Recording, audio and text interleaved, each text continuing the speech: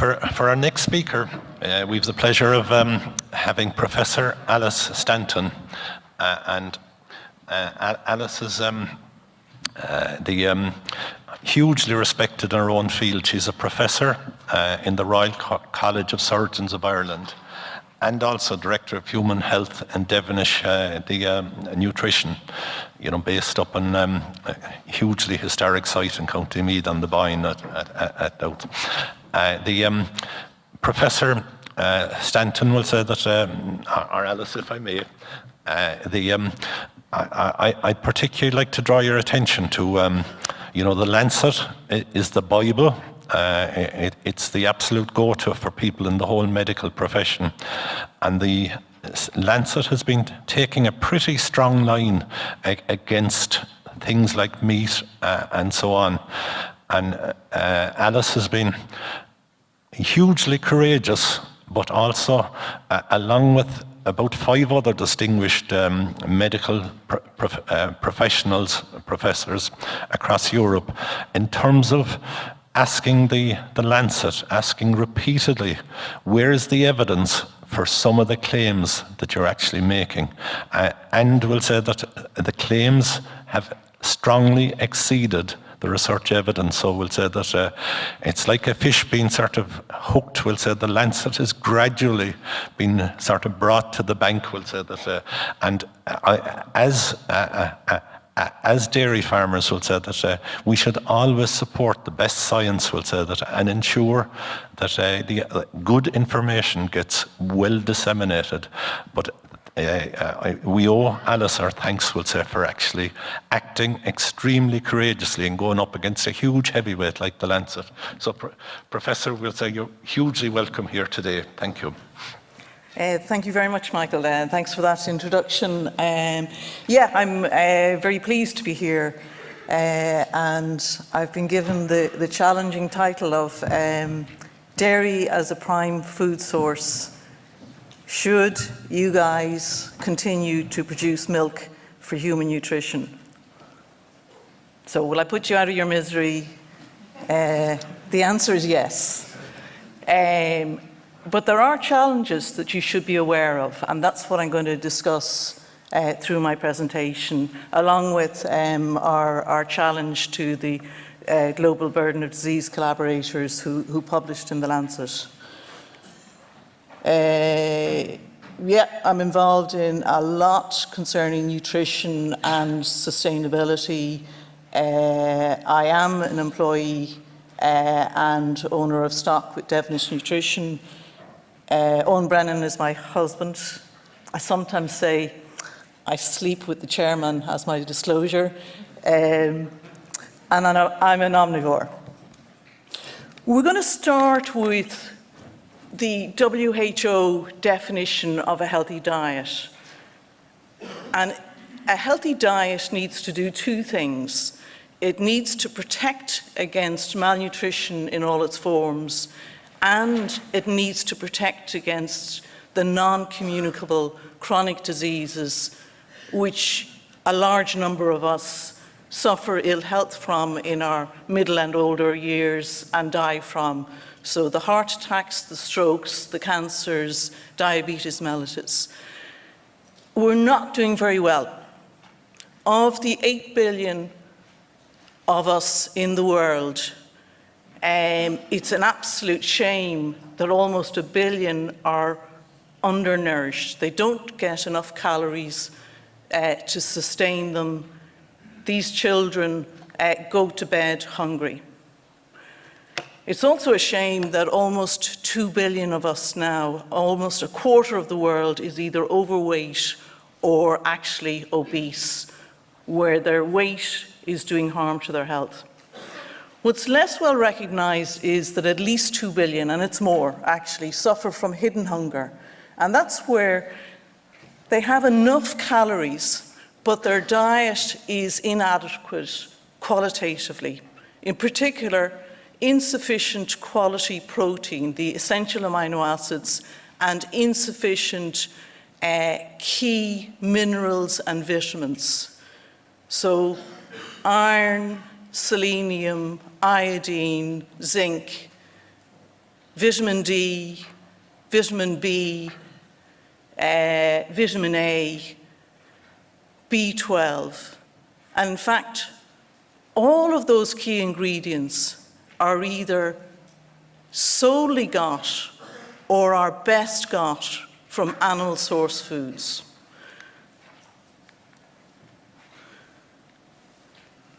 The left-hand panel shows the top commonly deficient micronutrients, the vitamins and minerals that people are commonly deficient in. And of the top 20 listed foods there, which you probably can just about read, 18 of the 20 are animal source foods. 4 of those are actually dairy products, so milk, cheese, and yogurt. Goat milk in addition to cow's milk. Looking at it in another way, this is a study that was conducted across, I think, 200 countries. And they looked at the percentage of calories that came from animal source foods on the horizontal axis. And they looked at what was the likelihood of there being deficiencies in,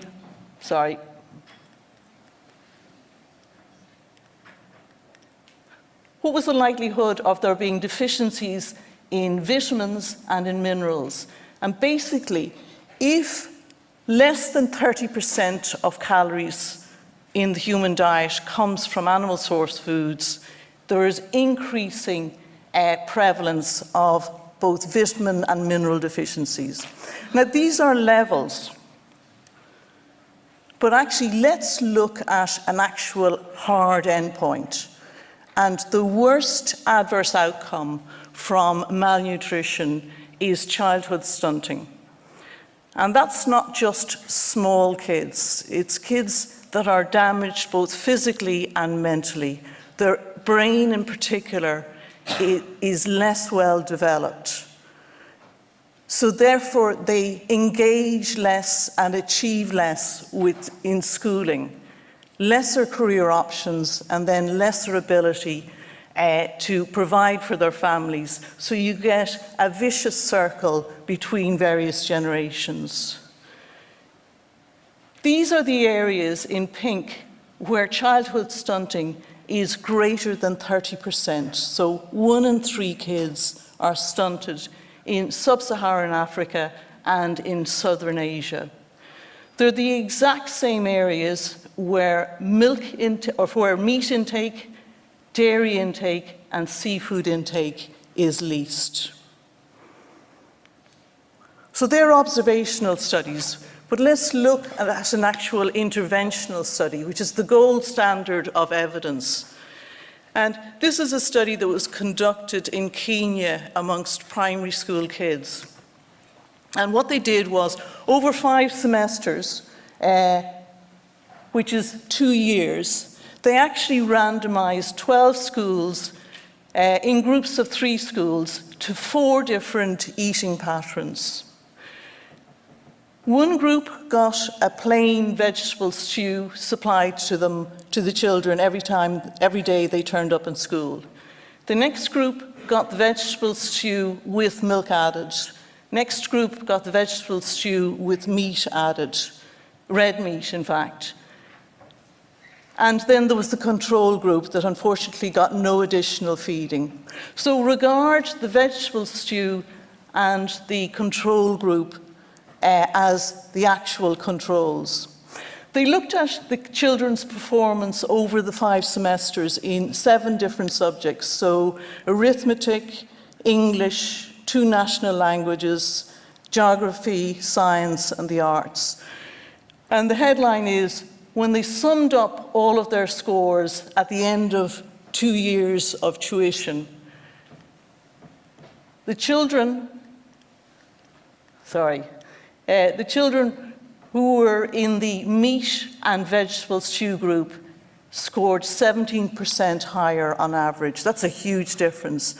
Those that got the milk and the vegetable stew plus 13% by comparison with the two control groups. That's a huge difference. And here we have two studies published in 2022 which show actually that it's not a good idea to eat too little animal source foods if you want to live long. However, we must bear in mind that our food system is contributing to climate change. And I'm a physician, so I do not want climate change because it'll have disastrous effects on human health. So the heat and extreme weather events will kill people, as will droughts and desertification, particularly endangering food security. We'll have more vector-borne diseases such as mosquitoes migrating, yes, even to Ireland, and causing malaria. And we'll have increasing violence and unrest, resulting in increased poverty, inequalities, and migration. So we in the global north will actually be visited with an increasing level of attempted or succeeded migration from the global south.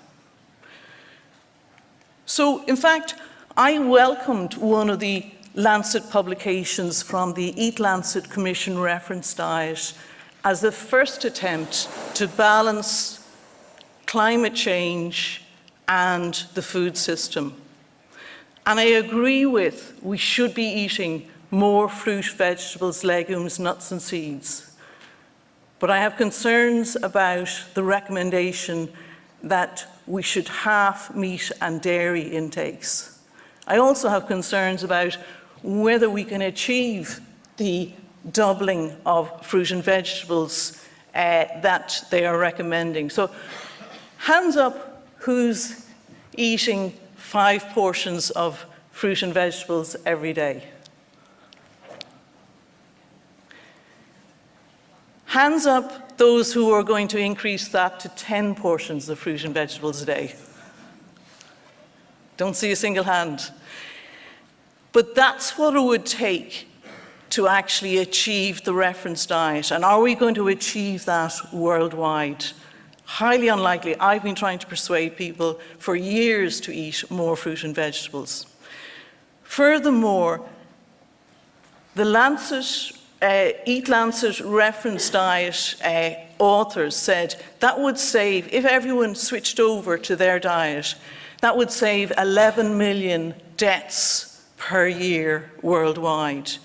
But that was going to come from the reduced intake of calories, the reduced intake of salt, and the increased intake of fruit and vegetables.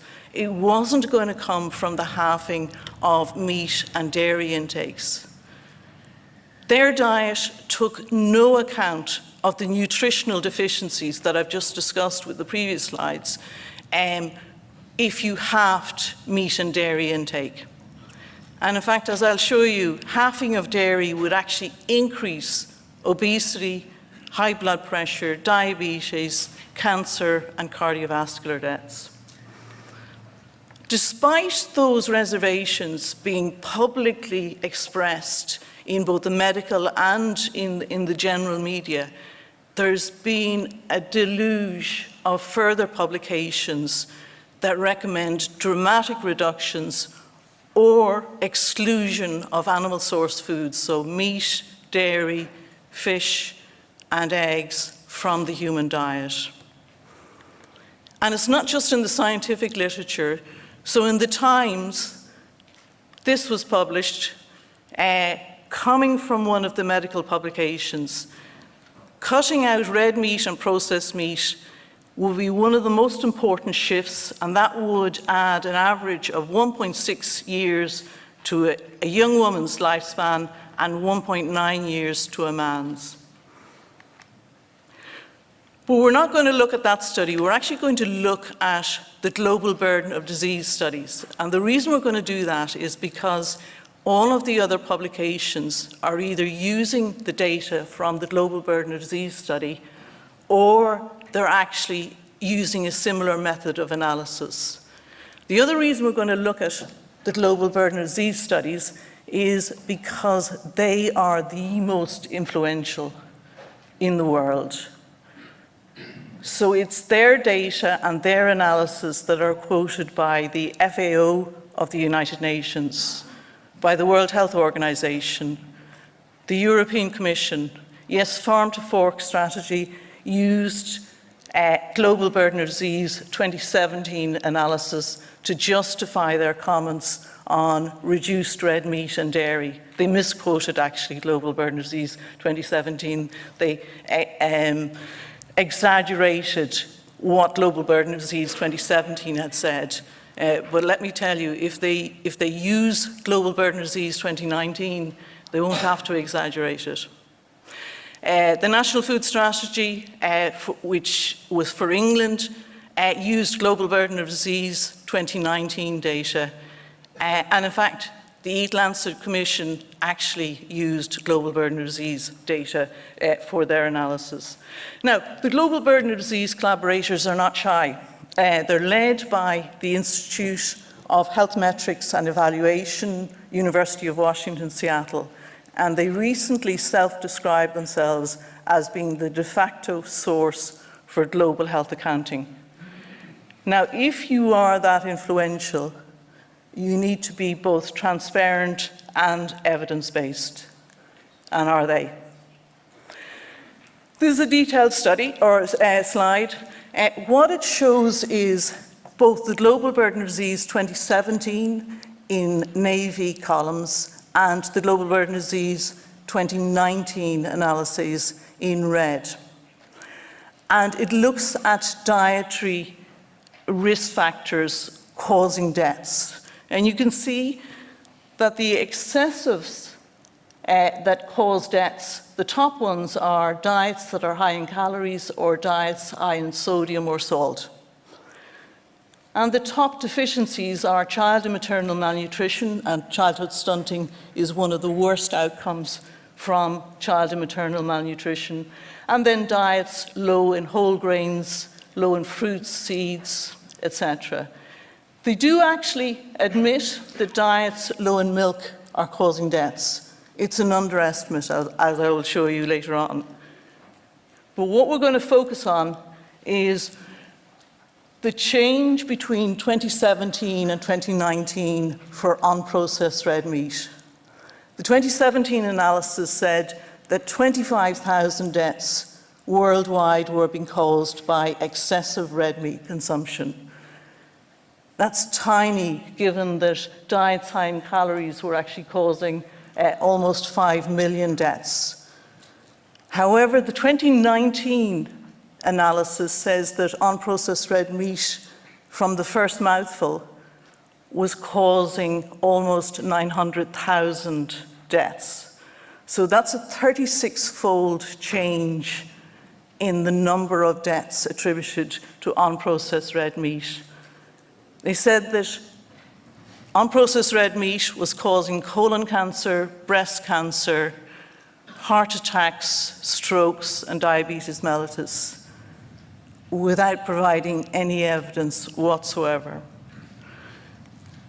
So they said that the relationship between red meat consumption in grams per day was like this. From the first mouthful, there was a statistically significant increase in deaths, which continued to increase throughout the whole range of red meat eating habits in the world. So this is the actual amounts of red meat that are consumed worldwide, and it's a trimodal distribution. This is some of the high-income countries, and not so high. So this really would be the consumption pattern from South America and from Eastern Europe. In fact, in Western Europe, we're more around 25 grams a day, and then very low consumption in some of the very low-income countries. But the vast majority of the world is eating less than 75 grams per day, which equates to about 500 grams per week. So 3 to 4 portions of red meat a week. So that's what we should look at. Now, we compared this relative risk curve with what we actually saw in the medical literature. And these are the 12 large studies that actually counted up the number of deaths that occurred in relation to red meat consumption. None of these studies showed an increased risk below 25 grams a day. None of the global studies, European studies or Asian studies, showed an increased risk below 75 grams a day. 2 of the North American studies out of 3 did show a rise with 50 grams per day. Because of our concern about the disparity between what was the actual evidence and what Global Burden of Disease 2019 was saying was the evidence, we wrote a letter to the Lancet. We confronted many obstacles. It took us 9 months to get our letter published, but we did get it published after investigative journalists got interested and started asking questions of the Lancet of why were they blocking publication of our letter.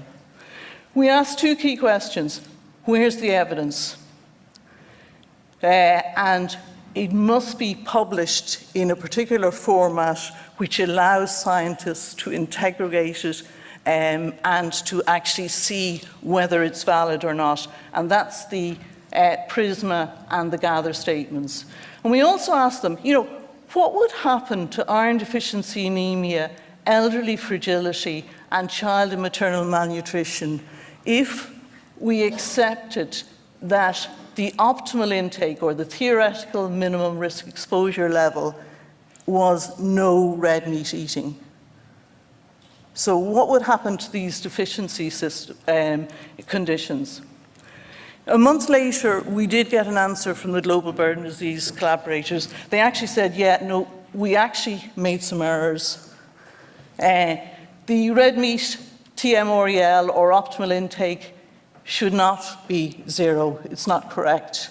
And in fact, we really only have weak evidence that there's a relationship between red meat and the various outcomes. And in fact, in actual fact, red meat protects against hemorrhagic stroke rather than actually causes it. So they've admitted the errors. They hadn't answered our questions. They actually hadn't provided the peer-reviewed published evidence that we could check. And they said, we are not going to consider the totality of nutritional effects of red meat. We were delighted when a couple of months later in 2022, we were joined by authors from the Academy of Nutrition Sciences and the World Cancer Research Fund in the call for the evidence. So they said, we support Stanton and colleagues' call. They used terms like implausible, lack of transparency. We never recommended complete avoidance of meat. Troublesome, unsupported by the evidence, unrealistic. We also got a decent amount of media and scientific interest in the broadsheets and in specialist agri-food journals and in social media. And I'm going to highlight one Twitter comment. This comes from Gordon Guyatt. He's a professor at McMaster University in Canada, and he's actually one of the founders of the concept of evidence-based medicine. So we no longer practice medicine based on opinion, we practice it based on evidence. And what he said was, calls for evidence remain unanswered even in the latest author's response. Big problem. In October, a couple of months later, in actual fact, in another journal, the Global Burden of Disease collaborators did publish a series of articles, one of which was focused on the evidence for red meat.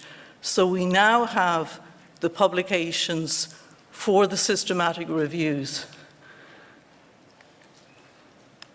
And what they've admitted is actually there's either weak evidence or no evidence for a relationship between red meat and cancer, heart attacks and strokes. In fact, only one of those relationships was even of borderline statistical significance. They have agreed that actually there's no evidence for a zero intake of red meat. In fact, the optimal intake could be as high as 200 grams per day. This is an amazing climb down, and we welcome that. However, we remain very concerned that the original Global Burden of Disease 2019 publication has not been corrected and has not been retracted. It continues to be cited or referenced by almost 2,000 scientific articles and 20 policy documents. So it is continuing to do damage. One of those is another Lancet publication in October, just gone past. And this is, again, a regular publication occurring about every 2 years, looking at the relationship between human health and climate change, and where there has been progress taken on addressing these combined threats. In the area that looks at agri-food production and consumption, one of their headline findings is that in 2019 they said there was 11.5 million deaths were attributed to imbalanced diets, 17% or 2 million of them from red and processed meat and from dairy consumption. They used the Global Burden of Disease 2019 paper to justify their comments on red and processed meat. They used the Eat Lancet reference diet, and they said that only recommends one helping or 250 mLs of milk intake per day. And anyone who's consuming more than one helping or more than 250 mLs of milk or dairy products is consuming excessive calories. And that is causing obesity, and therefore that is causing 650,000 deaths per year globally. So that is what is being accused of dairy by the Lancet Countdown on Health and Climate Change without any evidence. And in fact, the evidence is the reverse. This is the consumption pattern of dairy worldwide. The vast majority of the world actually is consuming less than 300 mLs of dairy per day. This is the relationship between total dairy intake and overweight or obesity. So what it says is, actually, if you're consuming 2 or more helpings of dairy, you have a 50 to 60% protection against overweight and obesity. So dairy actually fights against obesity. It also fights against colon cancer. It also fights against heart attacks and strokes, so a 30% reduction in heart attacks and strokes or cardiovascular events, and a 25% reduction in total mortality, in actual deaths. So the more dairy, up to 3 portions a day, that you drink or eat, the less likely you are to die. All of the previous studies rely on self-report of dairy intake, but that's been backed up by an objective measure. So if you measure the amount of this fatty acid in blood, it's a marker of dairy fat intake. The higher the level of that marker in your blood, the less likely you are to suffer from a heart attack or stroke. We don't know actually which constituent of dairy is providing all these protections. It may be the protein, but it may well be the fat. And in fact, this relationship here pertains to fat, but actually the relationship with heart attacks, strokes, and mortality is much stronger for full-fat products, dairy products, than for skimmed milk. Which brings me to my almost last point.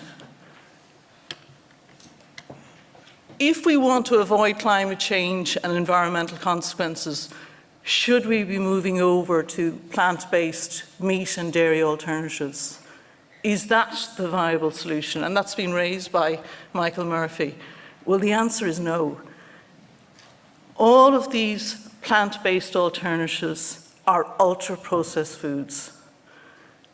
They are rich in salt, added sugars, and multiple cosmetic additives, so flavorings, colorants, stabilizers, etc. So the Beyond Meat burger has the same protein content as steak, but it has 5 times the salt and is causing heart attacks and strokes. The jackfruit and mushroom products are even worse. Much less protein, much more sugar and salt.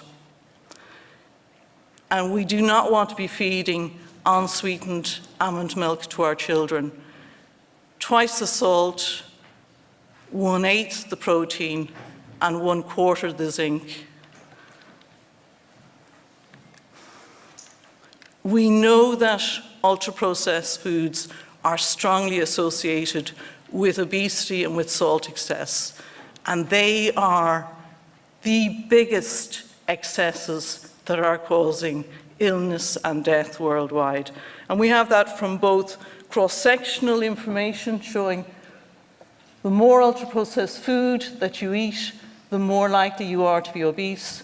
And we also have randomized controlled trials where if we take people into a clinic and feed them either ultra-processed food or unprocessed diet for 2 weeks, on average, those consuming the ultra-processed diet ate 500 calories per day more than those consuming the unprocessed diet. They gained over the 2 weeks 1 kilogram in weight, or they lost it with the unprocessed diet, so a difference of 2 kilograms over 2 weeks. Imagine if that was continued for months and lifelong. It wouldn't continue to rise, but you would arrive at probably a 10 kilogram difference in weight if you consumed a diet that was totally or almost totally consisting of ultra-processed food. And also, we're only measuring protein, fats, and carbohydrates, and a few key minerals and vitamins. And they're being made up into the ultra-processed foods, plant-based alternatives. It's not actually possible to mimic animal foods using those isolated chemicals. It underestimates the true nutritional complexity of whole foods in their natural state, so that we can't regard these alternatives as true replacements in terms of nutrition. And this comes from Stefan van Vliet in Duke University, and I totally agree with that. Cultured meats are ultra-processed foods. They're made from extracted plant protein with lots of other additives. Perfect day, animal-free dairy products are also ultra-processed food. They add in minerals, coconut-based fat, and table salt, or table sugar. So, my take-home messages are substantial reductions in the consumption of nutrient-rich animal source foods, particularly if we replace it with ultra-processed plant-based cultured or fermented alternatives, we will harm health. And it's women, children, the elderly, and those of low income that will be particularly adversely affected. We should continue to consume animal source foods in appropriate evidence-based quantities. It is of importance that all in the agri-food sector work to produce dairy, meat, eggs, and seafood ever more sustainably. But stakeholders, and that includes you, and policymakers should be extremely wary of global health estimates that are not rigorously and transparently evidence-based, and we must call for the evidence. Or estimates that ignore the protections against nutritional deficiencies afforded by animal source foods, and that ignore the protections against chronic diseases, heart attacks, strokes and cancers, and obesity by both dairy and long-chain omega-3 polyunsaturated fatty acids. And my last image. Are we doing enough to tell the good news story? I did a Google search on Guinness is good for you. And I immediately had hundreds of lovely images, such as is on the left-hand side. I did a Google search on milk is good for you. And it took me 15 minutes to find this nice image. So, are we doing enough? Thank you.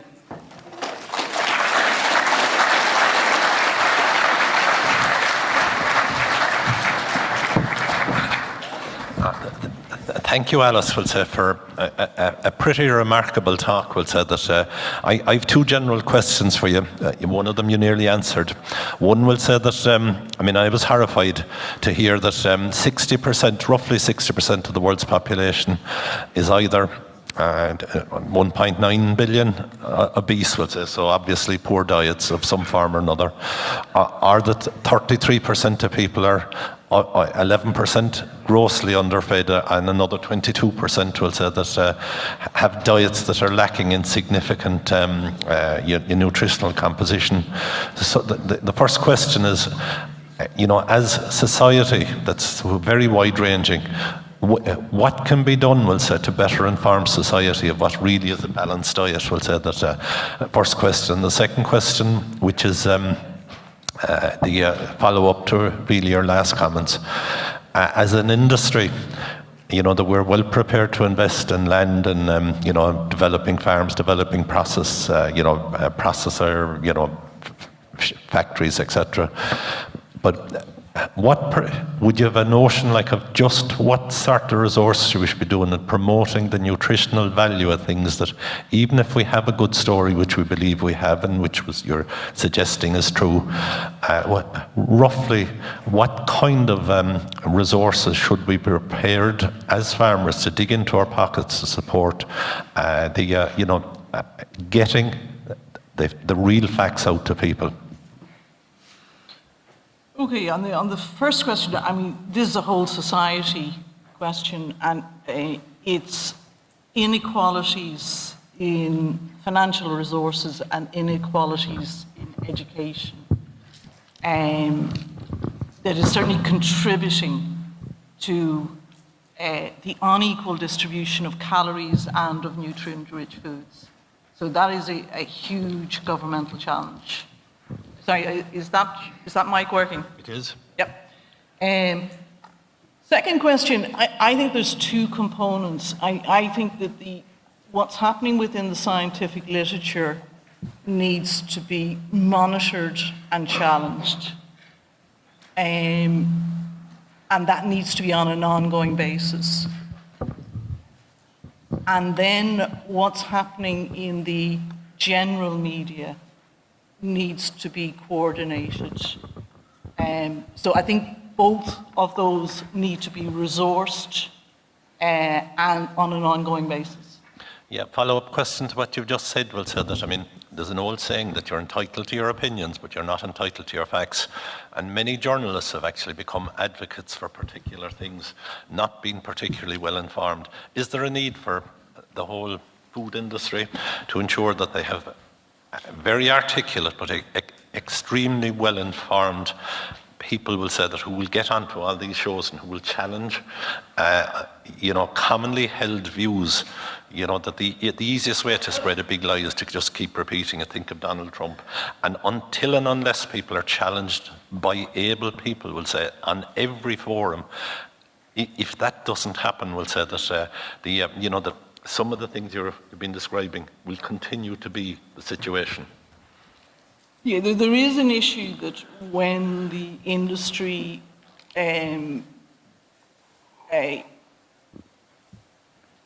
puts its side of the story, that they are accused of being vested interests. However, everyone is entitled to ask for the evidence and to ask for clarifications. So absolutely, farming groups and the agri-food industry and the unions are entitled to write to the Lancet and say, we're still waiting for the evidence. And to challenge that dairy is causing obesity. And just one last question. Do you think, we'll say, the dairy industry and others, meat industry, have been asleep in terms of being very active in this area? I don't think they've been asleep, and I think that the animal source food industry, including the dairy industry, has had multiple challenges. So animal welfare, the environment, but I think if you ignore the effect on human health, that would be very dangerous. Okay, we'll throw it open to general questions, because Alice's talk was very wide-ranging and really well considered. Questions? Yeah, two up the middle and one over there then. What do you think was the motivation by the Lancet to put out this misinformation that they couldn't back up? The Lancet is well known for being controversial. It works like a newspaper, that actually the more controversial you are, the more times your articles are cited, and therefore the bigger the revenue. It is a private organisation. It has taken a stance on being that it is an environmental protector over the last 10 years, led by its editor-in-chief, Professor Richard Horton. And once it has decided that, and has decided that animal or livestock agriculture, and in particular ruminant agriculture, is damaging to the environment, it does appear as if the Lancet will publish all articles that are of that view. Okay. Quick questions, yeah. Yeah, good morning. Great talk. Thank you very much. Do you think, with the massive demand, increasing demand for food with the growing population, the red meat industry and dairy industry will be able to feed the amounts of food and grams per day that you're talking about? And also, on a second point, the Rethink's report and on precision fermentation are saying they're going to wipe out the red meat industry within 20 years. I'd just like your opinions on that, please. So I didn't catch the second question. If you could just repeat that. The Rethink's paper that was published about precision fermentation and wiping out animal agriculture or red meat agriculture. Your thoughts, please. Yeah, I think Rethink covered both cultured meat and precision fermentation. There are huge problems with both cultured, well, definitely with cultured meat alternatives. Really big problems in upscaling and maintaining sterilization. it hasn't been solved as yet. There are huge costs, and even the one cultured meat, the chicken nuggets produced in Singapore, they actually were only about 70% cultured meat, and they needed pea extract, protein, and lots of other chemicals in order to stick the stuff together and give it some kind of a texture. All of those are huge problems, and even the energy costs of actually culturing meat have not been solved and don't look as if they will be solved. So it looks as if the cultured meat may well be a niche product, but no, it's not going to feed the world.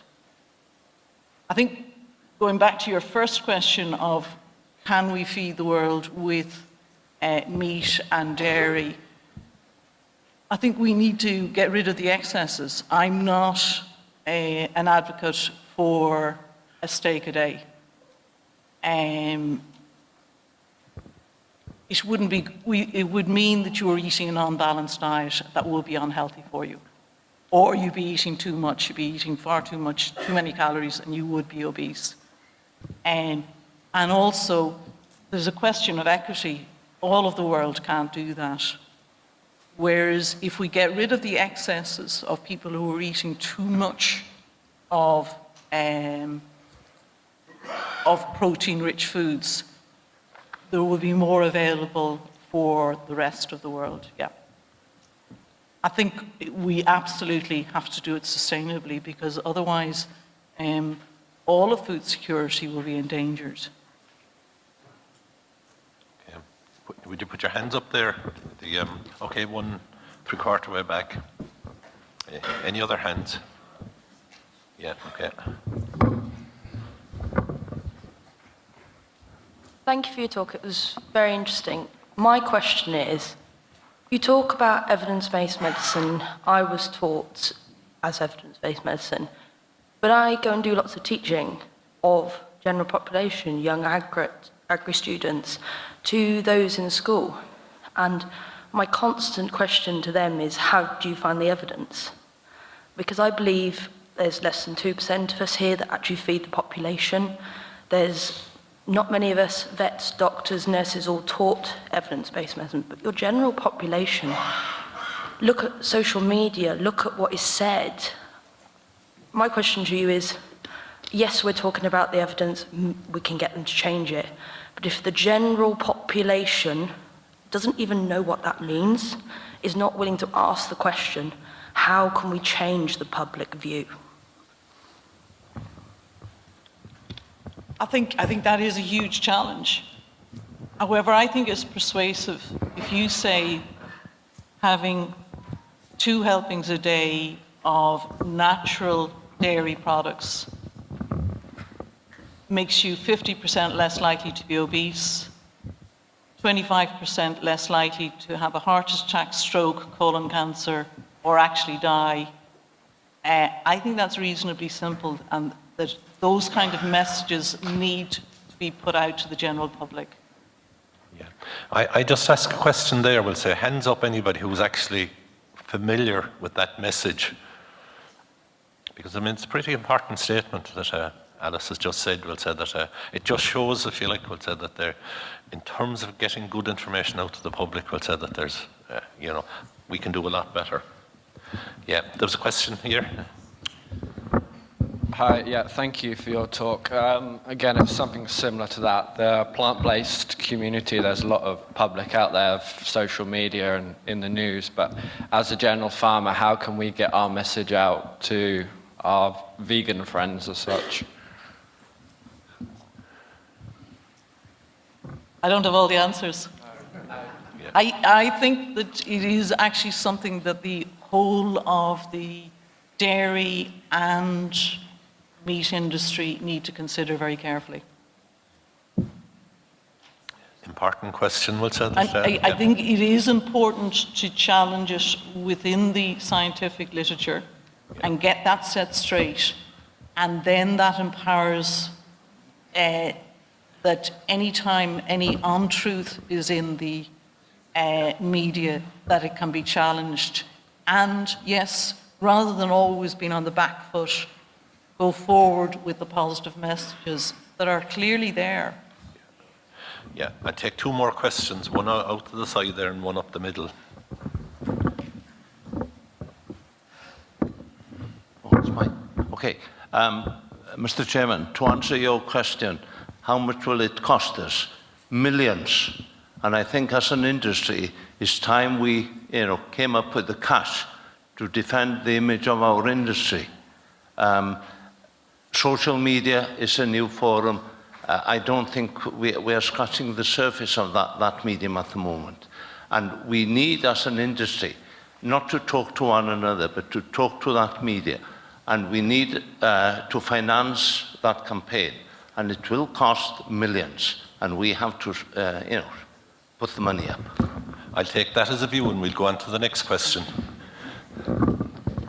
Thanks, Alice. Great presentation. My name's Anya O'Connell. I work for the IFA in the dairy policy side.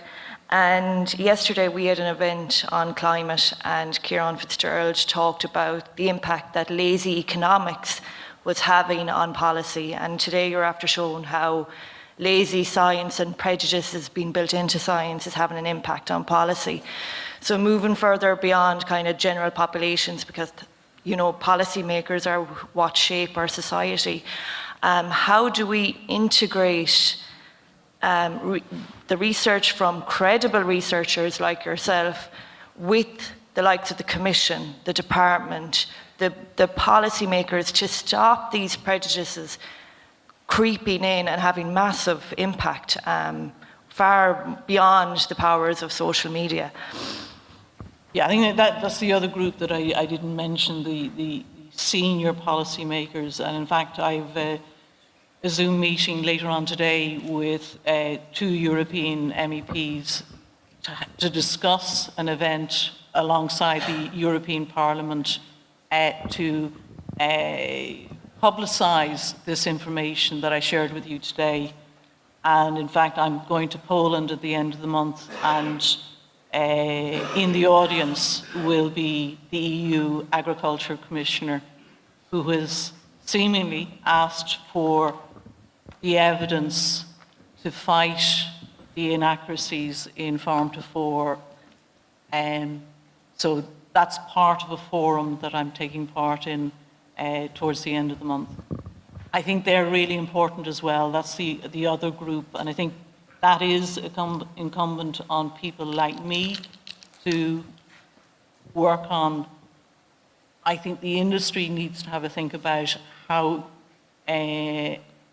correct scientific information will be communicated with the general public. Okay, I'm going to wrap it up. We'll say that I think we've, ladies and gentlemen, I think we've absolutely heard a remarkable talk. We'll say from Alice. We'll say that setting out information that I think would be pretty new to many of us, and the challenge has been issued as to how we'll say, as individuals, as an industry, how we can actually get. Help people to be better informed. It's a huge, huge challenge. Professor, we are exceptionally grateful to you. And I can just say like that, your talk, we hope to have that up on the internet pretty soon, we'll say that, because I think the wider that talk becomes available to people, we'll say that it has been a splendid talk. Please, ladies and gentlemen, would you give Alice a big hand? Thank you very much.